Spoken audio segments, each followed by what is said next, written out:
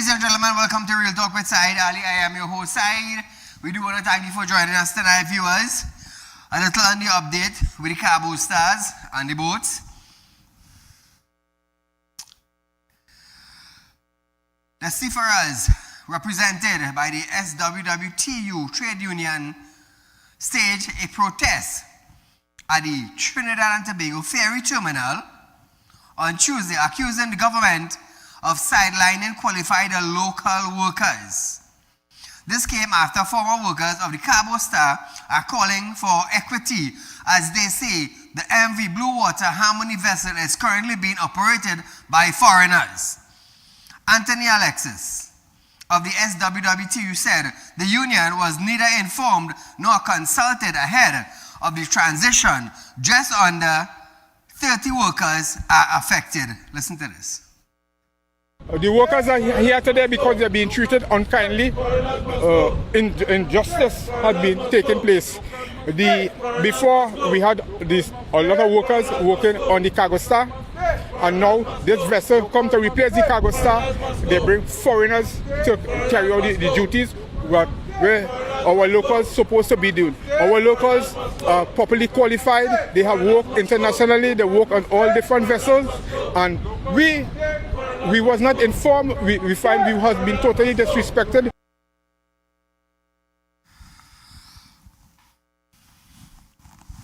So Trinidad and Tobago workers fighting for their rights is something I would stand by.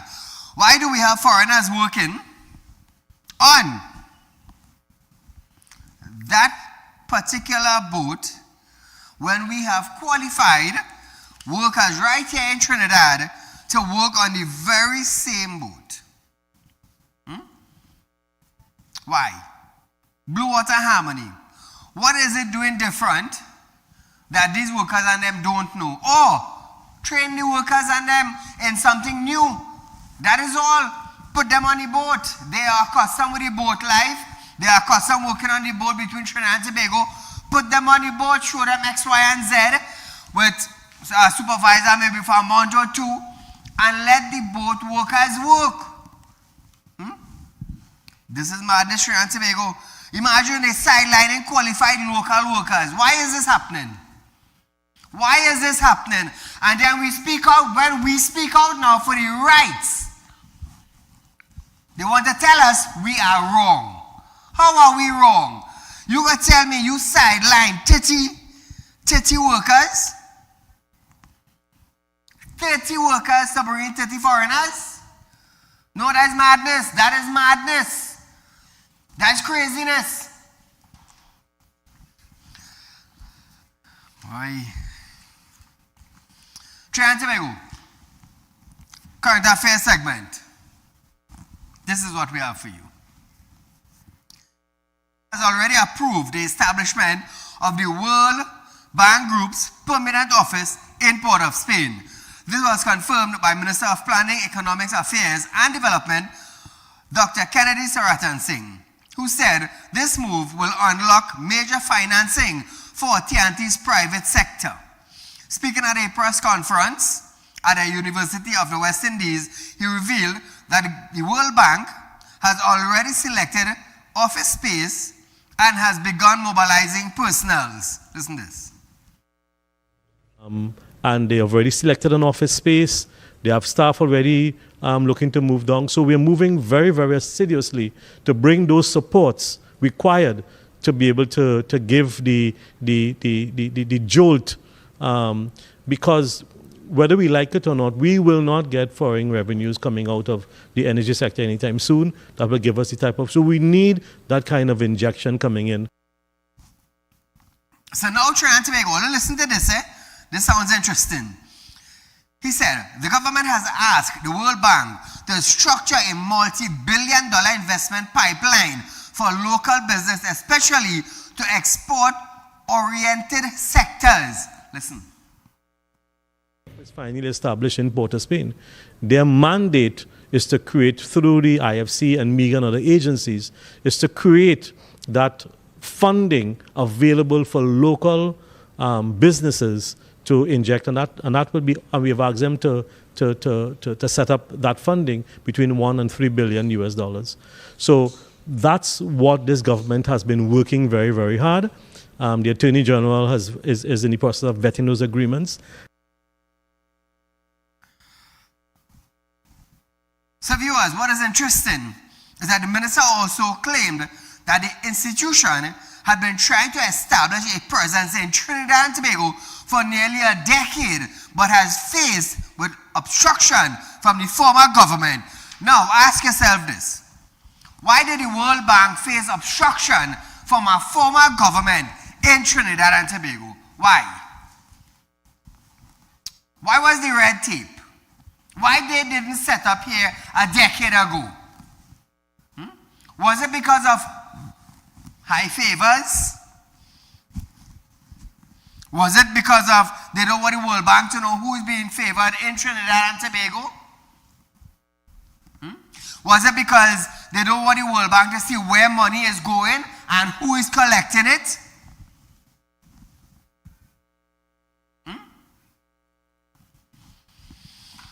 But nevertheless, Trinidad and Tobago, hopefully under this administration, the World Bank is going to set up an office here, and we're going to get something successful and prosperous for the citizens of Trinidad and Tobago. Now, staying on this, Minister in the Ministry of Finance, Kennedy Saratan Singh, is refuting claims that the Trinidad and Tobago was heading towards the International Monetary Fund, the IMF, intervention, insisting that recent engagement was nothing more than fund's standard annual review. The minister emphasized that the IMF was not in the country as a leader or as a lender of last resort, but rather as part of a long-standing article surveillance process applied to all member states.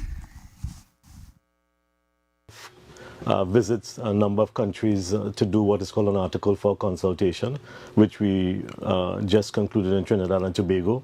And that is a standard thing that they do across the globe annually. To get a sense as to what the government is doing, what direction that we are going in, ask some questions, get some data, and then they'll publish a report. That is what has been concluded. Now, viewers, he argued that while the IMF's recommendation would be taken seriously, policies, choice, would remain grounded in the government's social obligation rather than narrow accounting formulas. The IMF will put out its report eventually, and its report may have a number of recommendations. Some we may choose to follow, some we may choose to ignore. But obviously, there's a difference between, and that's, if you think in terms of how businesses operate and how governments operate, it's two entirely different things, right. Different ways of operating. We have to think about, we have a social responsibility. So some things that may not make business sense, but is required for a social framework and support. Businesses, for example, don't provide the type of social umbrella that we as a government have to provide. On Monday, the IMF staff team led its concluding meeting with Finance Minister Devendra Tanku, following their 2 weeks official visit under the 2026 article consultation. So, Trinidad and Tobago, we are glad to have them here. Their meetings is over. Let's hope that we benefit from them in a big way. Yeah, we need that. Moving along, the Civil Division Bill 2026 was unanimously passed in the Senate on Tuesday. According to Attorney General John Jeremy, the bill will restructure how civil matters are managed by establishing a civil division, a small claim court, and an estate administration office. Struggling families who long awaited to settle property and probate matter may finally be able to do so. Now, A probate is going for years, viewers. Years, Now, the bill is not new, as the opposition was quick to accuse government of reintroducing the same bill it previously rejected when it was under the former administration. Listen to this.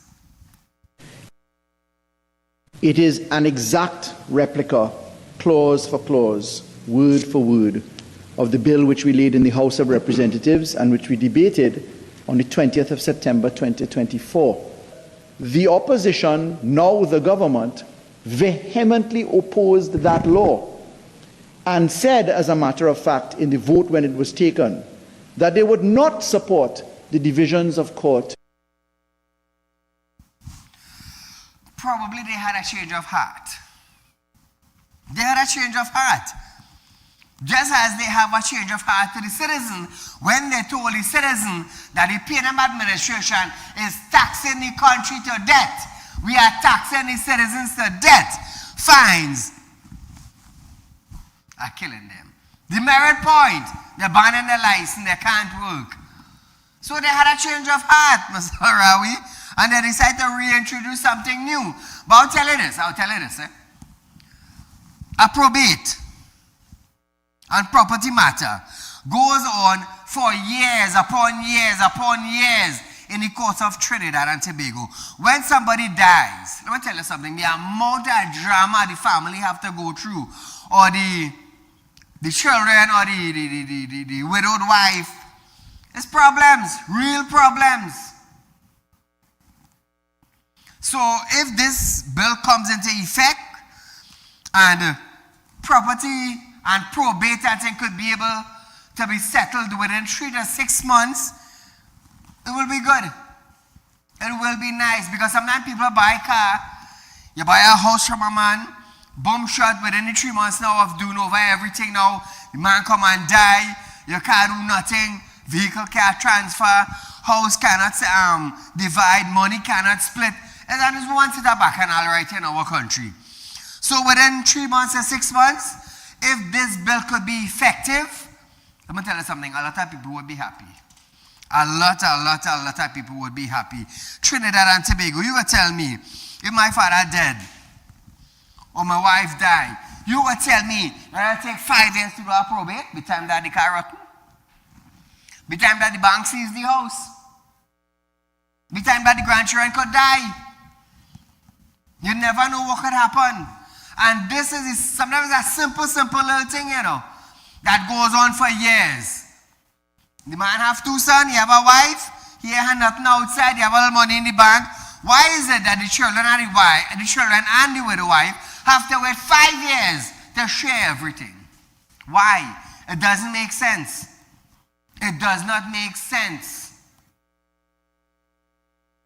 They have a little money in the bank, they have to wait till the probate finish. Take out the little money in the bank. That is madness. It's really, really madness. But, as I say, if a property matter could be settled within 3 to 6 months, according to this civil division bill, let me tell you something. A lot of people, a lot of widow wives and husband whose wife have died, it's going to be nice. Viewers, we are going for a short commercial break, but when we come back, Senate approves HUC Cora housing. More when we return.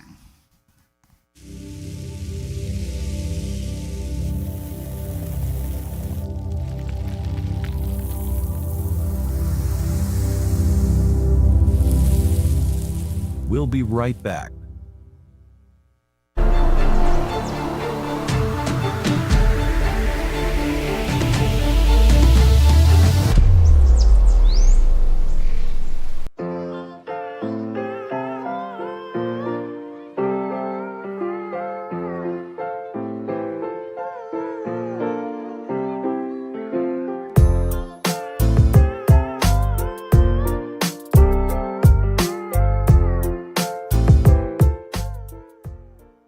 Welcome to Real Talk Financing and Investment, a place where your loans are guaranteed and you're rewarded with up to 5% upfront interest on your deposit. Why wait when you can invest with us today and reap the benefits? Speak with a representative at our Central branch at 238-6716, 231-6219, or 339-1670, or our South branch at 242-9944, 241-0543, or 339-1670. Real Talk Financing and Investment. Investment company just for you. For you. For you. For you. At Real Talk Studios, we dedicate our time to highlight the glaring issues we face within our community. Catch us live every Wednesday between 7 to 8 p.m. Real Public Concern. Because your concerns are meant to be heard. Send your email to realpublicconcerns@gmail.com.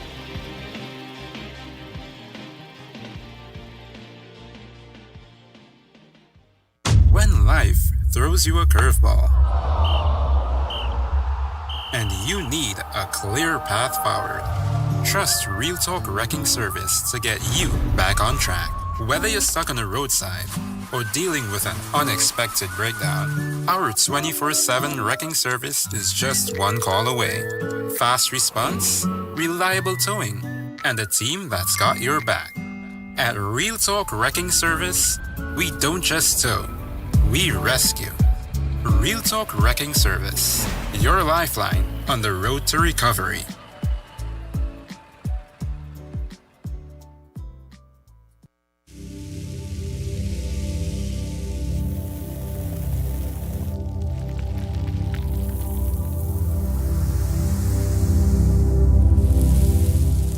Welcome back. Just a little update, viewers.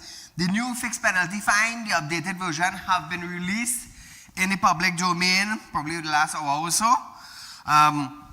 The second half of our program, we'll talk about it a little bit. Some of the new fines, some of the penalties. If you don't pay it in time, fines will double to 50% more.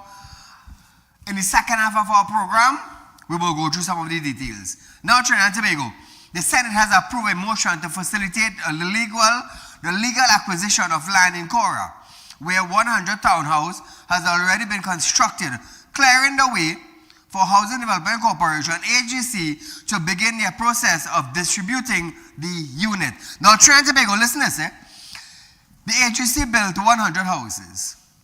But you know what? They didn't own the land when they built those houses.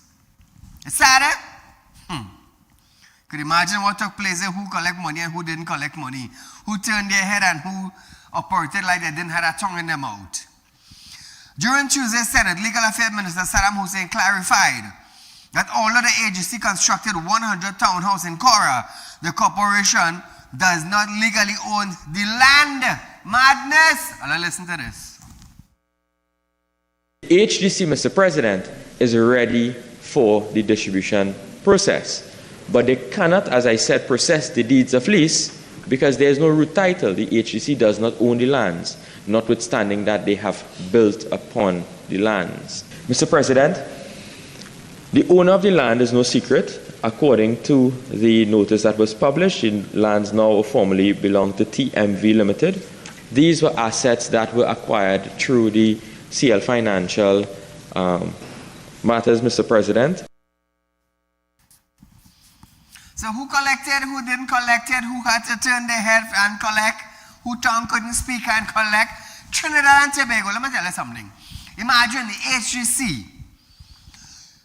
You built 100 houses to distribute, but the land was never all your one.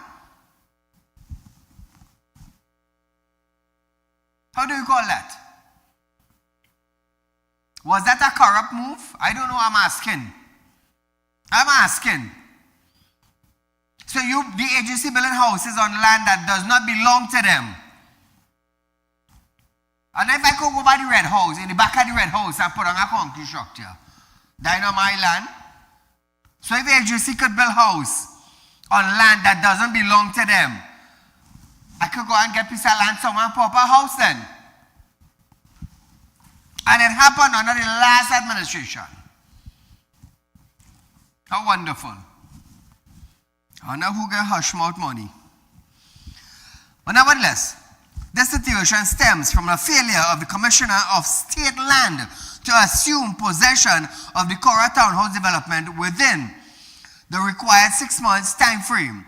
This prompted the need for a new order to allow the ministry to formally take possession of the land.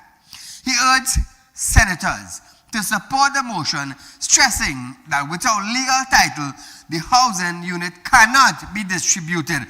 So Trinidad and Tobago, the former administration fully well knows this. They were aware of this. And yet they build houses that they cannot distribute it. So that's why I said just now, who collected hush money? Who collected hush money? Hush money meaning if you see something, don't say nothing. What I give you, you put in your pocket and you turn your head. And the last administration knew this. But you know what? You want to know something, Trinidad and Tobago? Was your taxpayers' money building that there. And you could even inherit it. And? But great is the PNM.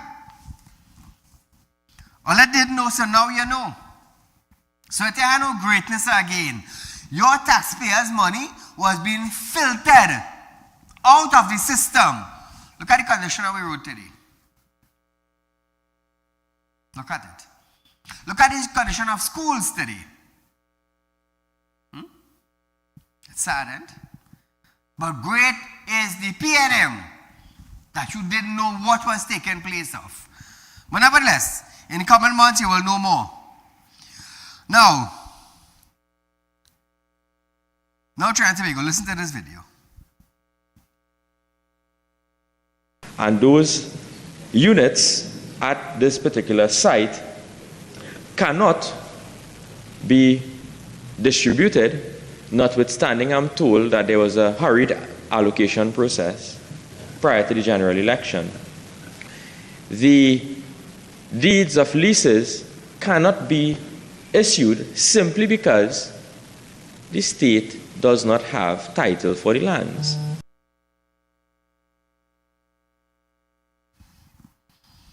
Opposition Senator Vishnu Danpal also supported the motion, noting the importance of asset recovery in the wake of the multi-billion-dollar CL financial bailout. Well, first time I hear Danpal talking about something good. Listen to Danpal. Since the state already owns approximately 30% of HCL through CL Financial. CL Financial is in liquidation with court-appointed liquidators, Grant Thornton. Mr. President, the court in Trinidad and Tobago must approve the sale of each asset by the liquidator. In other words, there can be no fire sale, as been mentioned and bandied about. Mr. President, it is common knowledge that the CL Financial bailout cost the taxpayers of this country $25 billion plus. But the PNM spend that with no accountability. No accountability. Switching gears. MP for Oruka Lopino, Marvin Gonzalez, have described the Homeland Security Minister's justification against the removal of an independent body which investigate police misconduct as misleading. On Sunday, Homeland Security Minister Roger Alexander said he does not agree with the Police Complaint Authority having the legislative authority to discipline police officers. So let me stick up and ride it. Why Alexander doesn't support this? Why does not he support this?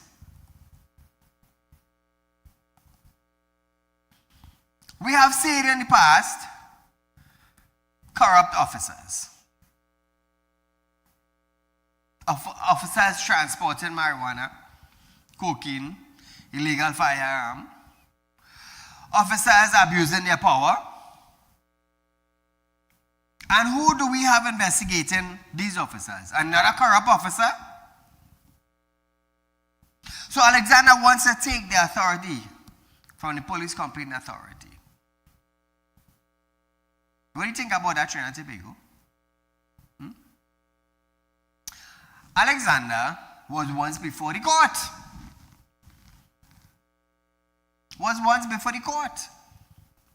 And I believe it was the same PCA. He was up against them. So who is going to correct the officers on them? Another crooked officer?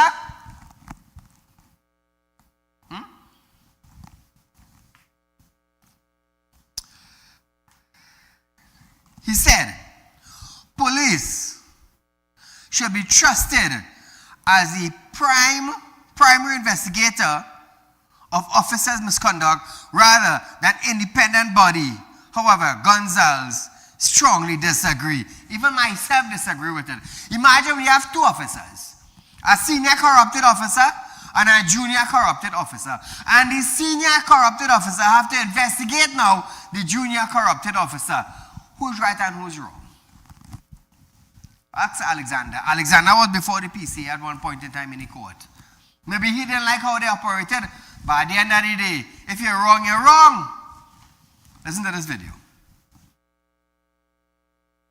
The Police Complaints Authority exists to protect citizens and police officers alike. It is an independent body charged with the legal power to investigate serious allegations of police misconduct. Where there is evidence of criminal behavior, it can refer matters to an independent director of public prosecutions. Where there is evidence of disciplinary breaches, it can make the appropriate recommendation to the police commissioner. Independence is the point. Without independence, there is conflict of interest. So now viewers, speaking on Tuesday in social media post, he said, words became policy, and policy affects freedom. As a PCA has been part of our legal framework since 1995, which he said is responsible governance. He accused the minister of contradicting his oath to office. Listen to this one more time. Calling for the dismantling of an independent oversight body is a direct contradiction of that oath. It is not reform, it is regression. And this did not happen in isolation. This is the same minister who called for a ban on the release of videos on CCTV footage involving police shootings. The same minister who called for laws to regulate bloggers and influencers critical of his government. Now, Trinidad and Tobago, when Alexander was before the court, was videos and evidence, you know. Yes. Was videos and CCTV footage that caught him. So now he's in a position that he wants now to muzzle these things. Saddened? It's really, really sad. So I'm asking this question now. What if let's say Bandit now decide to go after the minister's house or the minister's family or voice some sort of threat to them, and the neighbors has now footage, and those footage could be able to be held up in court to convict the individual. What's going to happen there? What's going to happen there? Now, Alexander now would be dependent on the CCTV footage. You know why, Your Honor? I have evidence. What evidence you have, Mr. Alexander? We have CCTV footage. Whose footage? The neighbor. You see how they said do so and like so? He was caught up with it. Joshua Samaru got gunned down by police. The entire world saw the footage on social media. But what he wants to give the police officers and them? Counseling. I wonder if he intend to give those officers counseling for the rest of their natural life in TTPS. Who want to pay for the counseling? Taxpayers. Who paying Alexander salary? Taxpayers. Who is maintaining the vehicle that the government gave him? Taxpayers. Call a good night. Night. Mr. Saieed, Alexander himself, after fire, if the crime happened in his home, then he gonna know what's going on. It happened in his home. Of course, that's why he home. Then he gonna know how to in the country. Thank you, Mr. Saieed. Thank you, my friend. You see, Trinidad and Tobago, Alexander may not have been a victim of crime. He may not have been a victim of crime. But I have. My son was almost kidnapped. So I know what it feels like for a mother, for a father, for a grandmother, for a grandfather, for a brother, for a sister. I know what it feels like to be a victim. And I know the distance one would go to fix the problem. Trust me. I went great distance in the spirit world to fix my problem. 3 blind, 1 dead. And it fixed. It fixed. So sometimes ministers just have to take out the shoes they're wearing and walk on the ground. Put your foot on the ground and put yourself in somebody else's position. If that was me, what would I do? What would I do?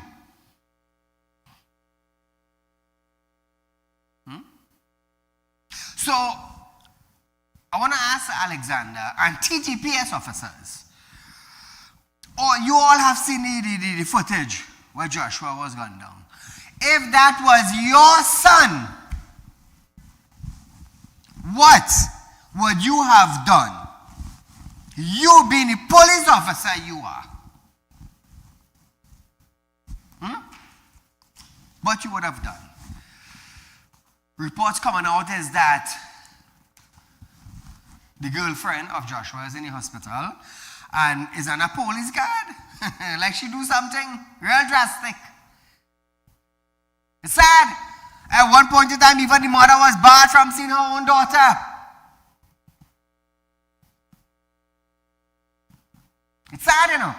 So I wonder if that same policeman now, who barring the mother from going to see her daughter, if his daughter ended up in a situation like that, what would have happened? You see, sometimes you have to put yourself in other people's shoes in order to know what they're going through. I could have been a police. I could have been a minister. I could have been a judge. I could have been a lawyer. I could have. I have the knowledge. I have the brains. But my field, my calling was different. One of my callings is to come here to educate you all about the do's and the don'ts.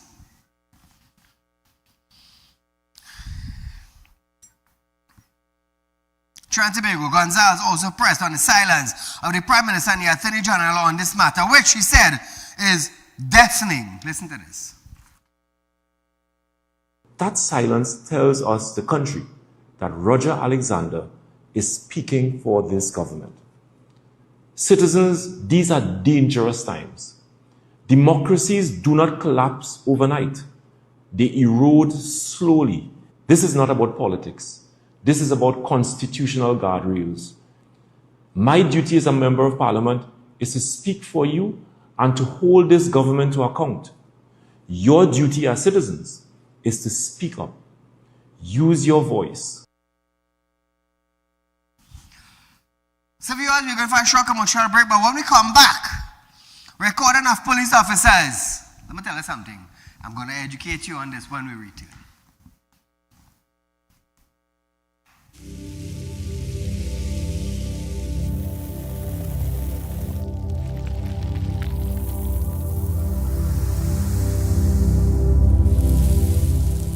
We'll be right back.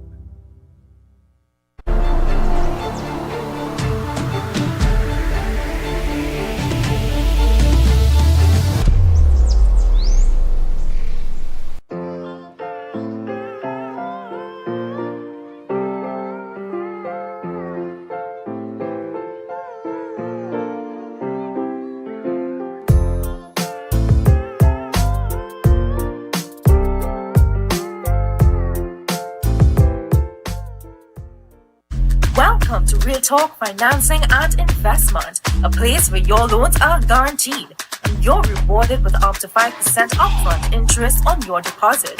Why wait when you can invest with us today and reap the benefits? Speak with a representative at our central branch at 238-6716, 231-6219, or 339-1670, or our south branch at 242-9944, 241-0543, or 339-1670. Real Talk Financing and Investment.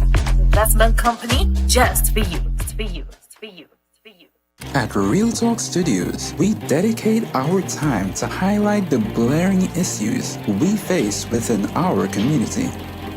Catch us live every Wednesday between 7 to 8 p.m. Real Public Concern. Because your concerns are meant to be heard. Send your email to realpublicconcerns@gmail.com.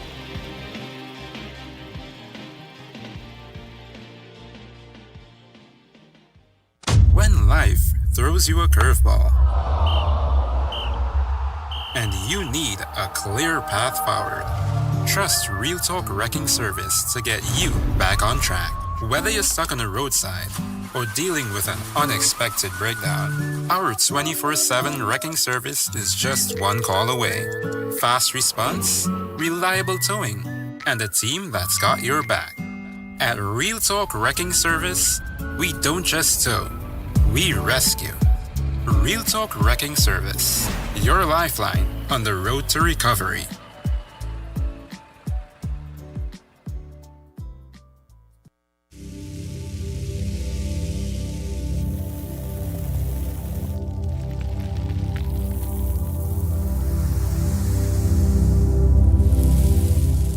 Welcome back. So viewers, police, or the Director of Police and Community at the Ministry of Homeland Security, Saieed Ali, have stated that citizens who want to record the police should do so carefully. Speaking at an interview, Ali said the judgment of Justice Frank C. Prasad encouraged citizens to record police officer must be taken into context.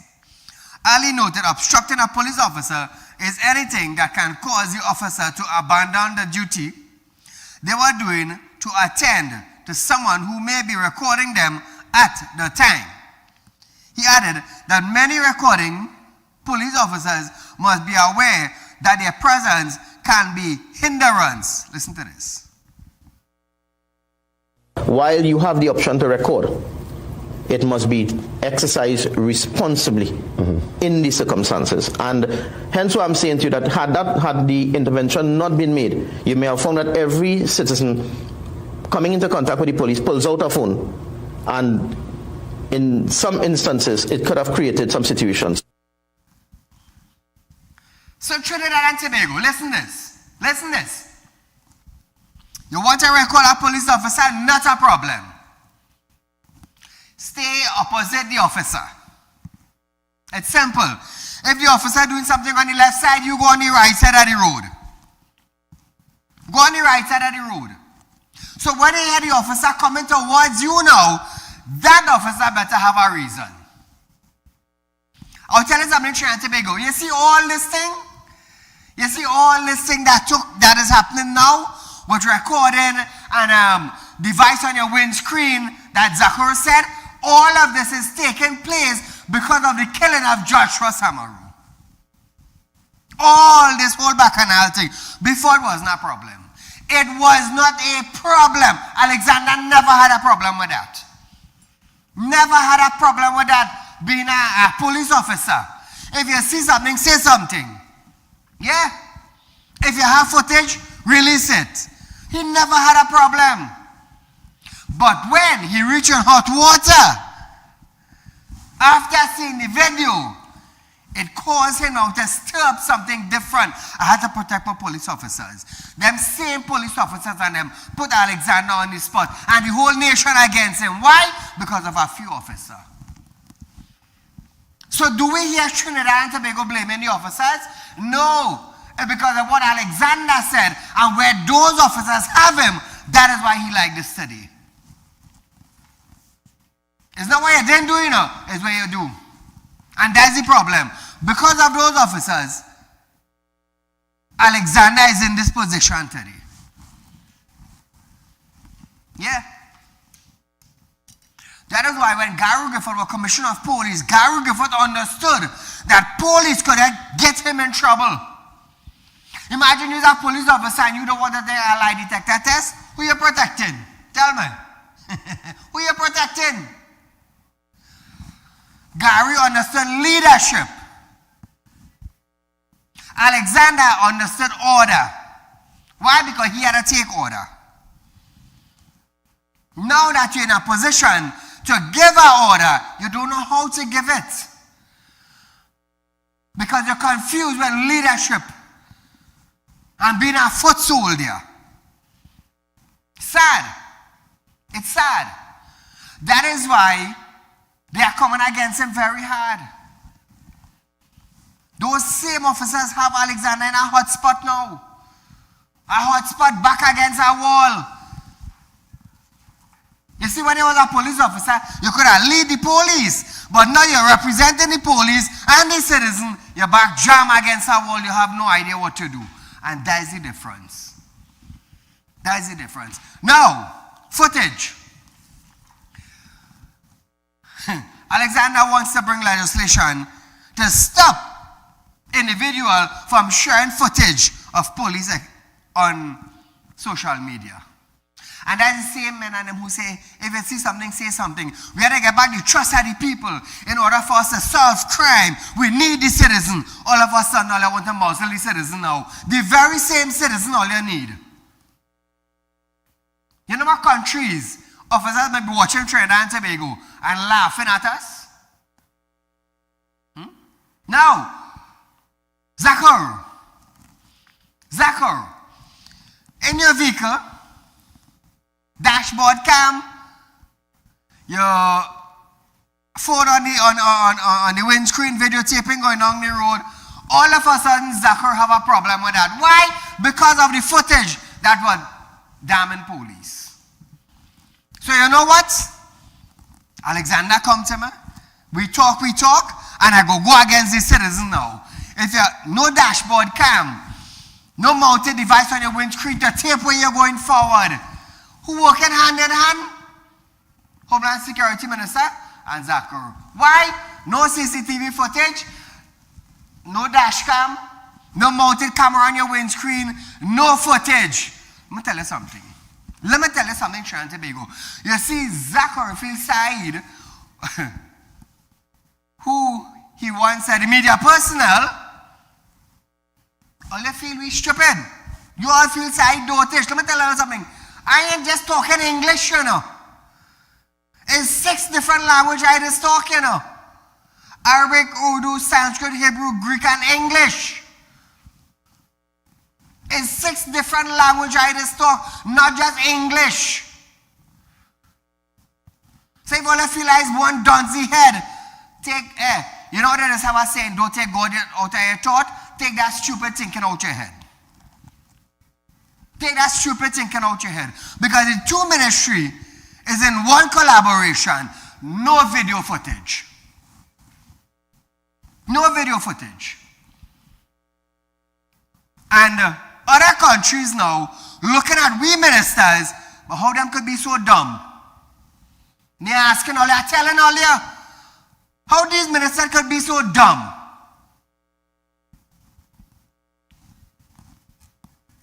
All over the world, they're using CCTV footage. Dashboard cam footage. Mounted device on your windscreen footage as evidence. It's only in Trinidad they want to ban it. Why? All have something to hide? All you have something to hide? Kamala Prasad Bisasa, the Prime Minister for Trinidad and Tobago, have some ministers that is embarrassing to her. We thought the PNM was bad.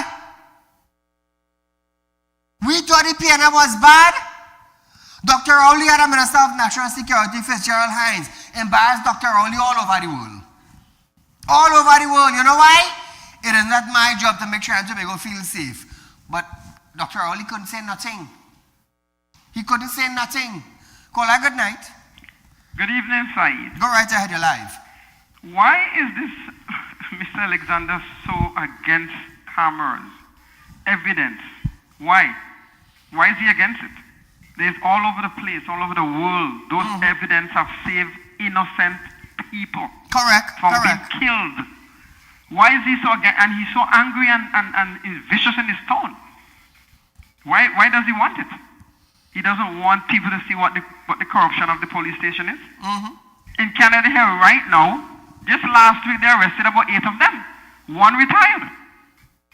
A retired police officer and his son with some others.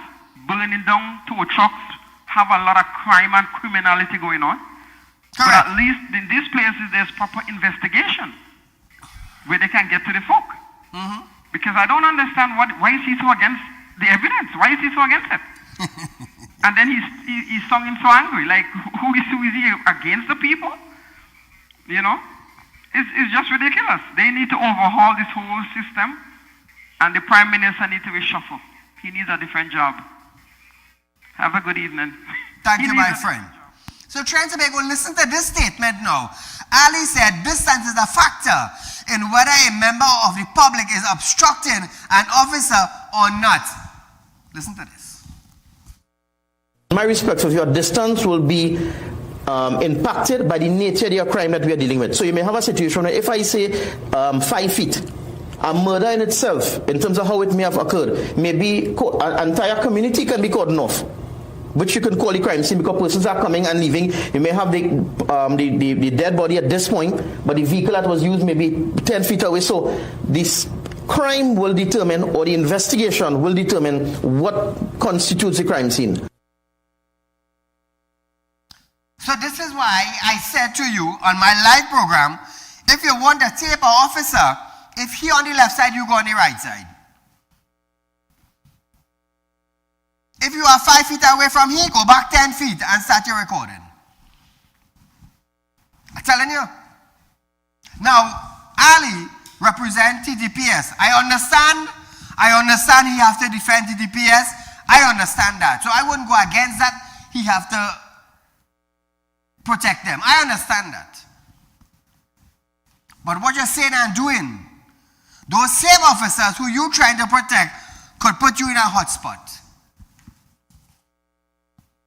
Why am I saying how them putting me in a hot spot? Listen to this. The officers that were in the Joshua Samaru shootout, they have been taken off the field. They probably are on a desk. Good? Them on a desk doing their daily job. Who in the hot water now? The Commissioner and Alexander. Yeah. The whole world now is watching Roger Alexander, Homeland Security Minister, and the Commissioner of Police, Grovero, looking at these individuals to hear and see what they have to say. So while the officers on the desk, out at the field, on our desk, Samaru dead, wife in hospital and a police guard. Who in the frontline burner? Who on the hotspot? Who on the boiling water? The Commissioner and Alexander. All they had to do was do the correct thing. All they had to do was make the correct statement. We are investigating the matter. We will review footage and come back to you as soon as we come up with a plan. Simple. Simple, simple, simple. You don't rush to talk. Why you don't rush to talk? Because you are in a position now that the world is looking down at you. The world is listening to you. The world is looking at you. Now collaboration take place. Homeland Security Minister against CC footage and video footage. What up next? Here comes the lie. Well, you know, the mounted phone you have on your windscreen may be causing a problem, but there had to be one dummy. All over the world they're using it. Insurance using it to see whether it's right or wrong. All over the world, they're getting footage, going to court and using as evidence. Only in Trinidad now, they want to muzzle we. That is why I say other countries' ministers looking at we ministers as how dumb them could be, boy. We third world, so we dumb and we dotish. We stupid and we pagal. This real talk, you know. You can't get a better justification than this. We dumb and we pagal, even though we educated. That is why it is always saying, you know, I don't want nobody part add on this program, you know. You know why? Say, you shouldn't say this and you shouldn't say that. I will come back for my money. In the first place, don't come and ask me. Don't come and ask me. Me are no beggar. Because when I come here, I want to tell the people the truth. I want to show them definition. I want to show them adjustment. I want to show them how to do it the correct way. I'm going to tell you something. If 1 million people hate me, I don't have a problem with that, you know. You know why? At least the next 400,000 would stand up for what is right. So now Alexander in a hotspot, the Commissioner of Police in a hotspot, and they don't know what to do. They don't know what to do. Eli now embarrassing himself now by starting to say now, you know, your device on the windscreen may cause a problem. So I want to ask the Eli something. We have a big revenue mirror in the center of the vehicle down on the windscreen. Eli, that is a humbug. You know what is our next humbug, Eli? When you're watching forward now, we had to turn we head to see the mirror on the door to see what coming in the back of we. That's a problem now, Eli. I had to turn my head, so it distracted me, Eli. The mirror on the door distracted me from watching the road. The revenue mirror now, it had come down on the windscreen. Eli, it's 2 times bigger than a phone. That's obstruction. You know why? Because I had to turn my head to see the mirror and then turn it back. Eli, all those signs on the highway and on the byway, I had to take my eyes off the road to read it. There's a problem. Can we be more dumb and stupid? Embarrassment is a serious thing, you know. A very serious thing. Raising ticket fine is not a revenue. You know how we call it? We put in a penalty on citizens to be very observant on the road more now. Let me tell you something. I heard they had less accident. Ticket fine going down from 7,000 to 4,000. Eli, you know what causing that? People are afraid to come out on the road with their vehicles. You know why? Because they will have some dumb police officer and dumb license officer giving them an innocent ticket for nothing. That is why they're afraid to come out with a car. So don't say it have helped Trinidad and Tobago. It has put many people to park up their vehicle. That is where it does. So ticket fine now you will find from 7,000 tickets a day to 4,000 tickets. Oh, the citizens now are learning. Learning? They park up their vehicle.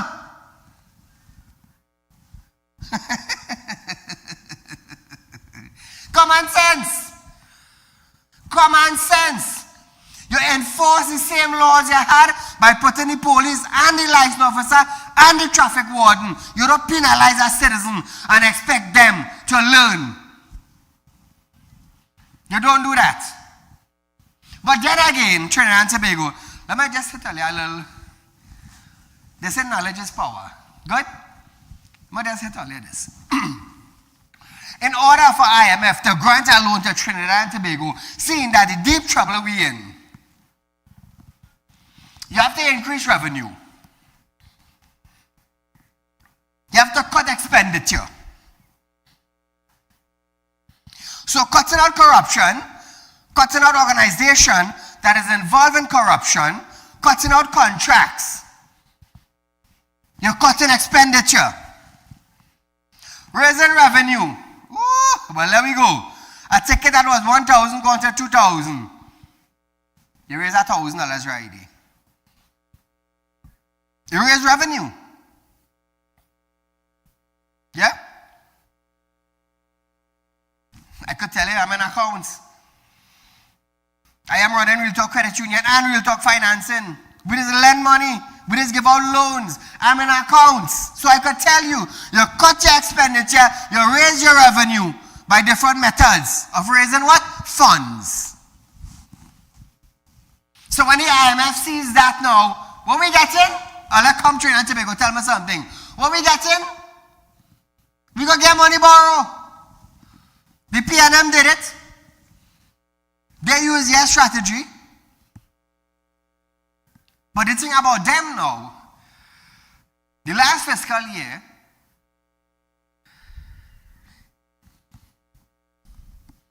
the Auditor General Office is still waiting on documents and receipt for money spent on the Clongenberg Ministry of Finance. But Clongenberg have a problem with stink and dirty in the heliport. He couldn't manage finance, but he have a problem with a party. Stick to where you know. Don't stick to where you know. So David Jonathan Tanku, together with a team of workers, cut revenue. You cut revenue here. Trinidad and Tobago, you cut $1 billion here, and you raise $2 billion by increasing ticket fines. So what you do? You have $2 billion. You know why? You cut $1 billion in expense, there's $1 billion saved, and you raise $1 billion in revenue. How you raise it? Ticket is the easiest thing. Ticket is the easiest thing. Because the slightest thing is at $2,000. And that's it, Trinidad and Tobago. So you raise $1 billion in ticket, you cut $1 billion in expenditure, that's $2 billion. David Jonathan, where you get? You get now a $1 billion bond. Because we had $2 billion. I'll come now, man, Trinidad and Tobago. Nobody else is giving you the kind of information that is given all you. Nobody does that. Only me. Hence the reason why we are the #1 current affairs program in Trinidad and Tobago. Viewers, it's been a pleasure being here. Some of you may notice I shave out my beard, but nevertheless, it's still Saieed. Trinidad and Tobago, our run of this program is tomorrow from 11:30 to 12:30 p.m. You having problems, call me at 339-1670 or 267-7325 to fix any problem. Trinidad and Tobago, another day, another time. Until then, be safe.